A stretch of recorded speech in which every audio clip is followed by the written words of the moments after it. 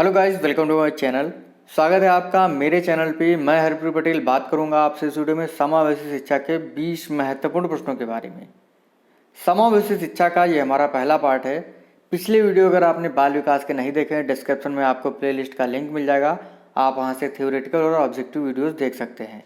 Channel पर अगर आप पहली बार आए, चैनल सब्सक्राइब कर लीजिएगा, बेल आइकन दबा दीजिएगा, जिससे कि आपको नई वीडियोज़ की नोटिफिकेशन समय से मिलती रहे। टेट का एग्जाम हो या सीटेट का एग्जाम हो, समावेशी शिक्षा के प्रश्न जरूर आते हैं। तो शुरू करते हैं आज का वीडियो। पहला प्रश्न हमारा, अपवंचन बाल्य जीवन की उद्दीपक दशाओं की न्यूनता है, यह कथन किसका है? वोलमैन का, गार्डन का, जॉन जेरोली मैक का या स्किनर का? यह कथन है गार्डन का। क्या कहते हैं गार्डन? अपवंचन बाल्य जीवन की उद्दीपक दशाओं की न्यूनता है। वेरी वेरी इंपॉर्टेंट प्रश्न है ये। अगला प्रश्न है, पुस्तक है a survey of the education gifted children के लेखक कौन हैं? Havighurst, Abdul Rauf, Carl सैनिक या none? A survey of the education gifted child. तो ये पुस्तक है हैविग हस्ट की। पहला ऑप्शन आपका सही होगा। देखिए, जो भी प्रश्न है ये एग्जाम में पूछे गए हैं, चाहे वो टेट का एग्जाम हो या बीटीसी का एग्जाम हो। ठीक है। प्रश्न है, दृष्टि बाधित बालकों के लिए कौन सी लिपि होती है? ब्रेल लिपि, हिंदी लिपि, अंग्रेजी लिपि या संस्कृत लिपि? तो दृष्टि बाधित बालकों के लिए होती है ब्रेल लिपि। ठीक है, पहला ऑप्शन आपका सही है। दूसरा प्रश्न है, ब्रेल लिपि का आविष्कार किसने किया था? जेम्स एम ली ने, लुइस ब्रेल ने, कुप्पुस्वामी ने या एच मैथ्यूसन ने? तो ब्रेल लिपि का आविष्कार किया था लुइस ब्रेल ने। लुइस ब्रेल जो थे ये कहाँ के निवासी थे? ये फ्रांस के निवासी थे। इनका जन्म 4 जनवरी 1809 को हुआ था। इसी वजह से 4 जनवरी को विश्व ब्रेल दिवस मनाया जाता है। ठीक है। ब्रेल लिपि जो होती है वो दृष्टिबाधित यानी कह सकते हैं अंधे व्यक्तियों के लिए होती है। देखिए, प्रश्न है हमारा, ब्रेल लिपि में कितने अक्षर होते हैं? वर्तमान में ब्रेल लिपि में कितने अक्षर हैं? 20, 230, 256 या 270? तो ब्रेल लिपि में जो है वर्तमान में 256 अक्षर हैं। सी ऑप्शन आपका सही होगा। देखिए, जो लुई ब्रेल थे उन्होंने ब्रेल लिपि का आविष्कार किया था और उस समय 64 अक्षर थे। इन्होंने जो है एक आयताकार बॉक्स में जो है 6 डाटों का प्रयोग किया। 2 पंक्तियां थी और इन 6 डाटों का प्रयोग करके जो है अक्षर बनाए गए थे 64। ठीक है, तो इस चीज़ को ध्यान रखिएगा। वर्तमान में जो है जो ब्रेल लिपि है उसमें डाट है 8 और अक्षर कितने हैं? 256। और प्रारंभ में 6 डाट थे और अक्षर थे 64। ठीक है। अगला प्रश्न है, भारतीय ब्रेल लिपि कितने डाट पर आधारित है? 7, 6, 8, 10? तो भारतीय ब्रेल लिपि जो है ये 6 डाट पर आधारित है। अगला है, ब्रेल लिपि का आविष्कार कब हुआ था? 1822, 1823, 1824 या 1908 में? देखिए, 4 जनवरी 1809 को जो है लुई ब्रेल का जन्म हुआ था, लुइस ब्रेल का जन्म हुआ था और 15 साल के बाद 1824 में जो है उन्होंने ब्रेल लिपि का आविष्कार किया था। आपका ऑप्शन जो है सी सही होगा। एक बार मैं आपको फिर से बता देता हूं कि वर्तमान में ब्रेल लिपि में जो डाट हैं वो 8 हैं। ठीक है, और अक्षर हैं 256। और जब ब्रेल लिपि का आविष्कार हुआ था तो 6 डाट थे और 64 अक्षर थे। ठीक है। अगला प्रश्न है, सामान्य बच्चे की आईक्यू कितनी होती है? 90 से 100, 70 से 90, 19 से 115 या 80 से 110? तो सामान्य बच्चे का आईक्यू 90 से 110 होता है, या कह सकते हैं 90 से 100 होता है। पहला ऑप्शन आपका सही होगा। आईक्यू का फॉर्मूला क्या होता है? बुद्धिलब्धि का फॉर्मूला क्या होता है? मानसिक आयु अपान वास्तविक आयु इंटू 100। ठीक है, ये फार्मूला होता है। इस चीज़ को आप लोग एकदम दिमाग में बिठा लीजिए।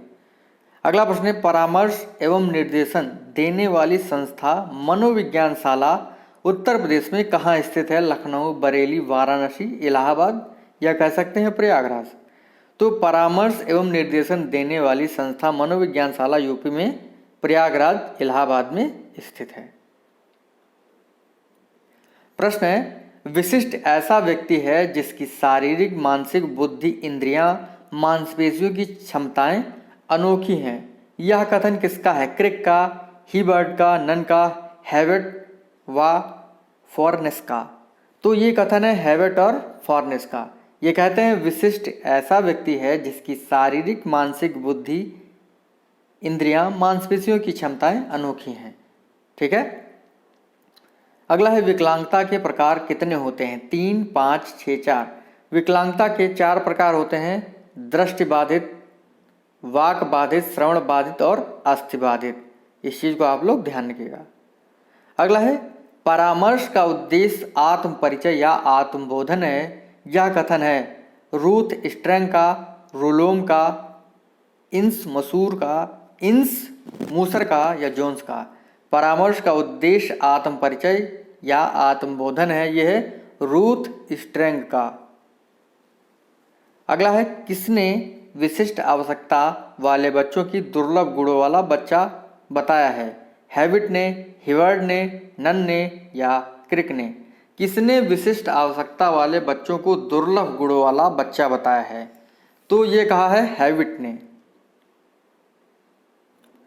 टर्मन के अनुसार प्रतिभाशाली व्यक्ति की आईक्यू कितने से अधिक होती है? 125 से अधिक, 130 से अधिक, 140 से अधिक या 120 से अधिक। तो प्रतिभाशाली व्यक्ति की बुद्धि लब्धि कितने से अधिक होती है? ये होती है 140 से अधिक। ये कौन कहते हैं? ये कहते हैं टर्मन। अंतर्राष्ट्रीय विकलांग वर्ष किस वर्ष को घोषित किया गया? 1983, 1981, 1982 या 1980। तो अंतर्राष्ट्रीय विकलांग वर्ष जो है 1981 को घोषित किया गया था। बी ऑप्शन सही है आपका। अगला है डीजीपी का पूरा नाम बताइए। डिजिटल ग्रुप साइकोलॉजी है, डिजिटल गेम साइकी है, डिजिटल गेम प्ले है या डिजिटल गाइडेंस साइकोलॉजी है। डीजीपी का पूरा नाम है डिजिटल गाइडेंस साइकोलॉजी। आपका ऑप्शन डी सही है।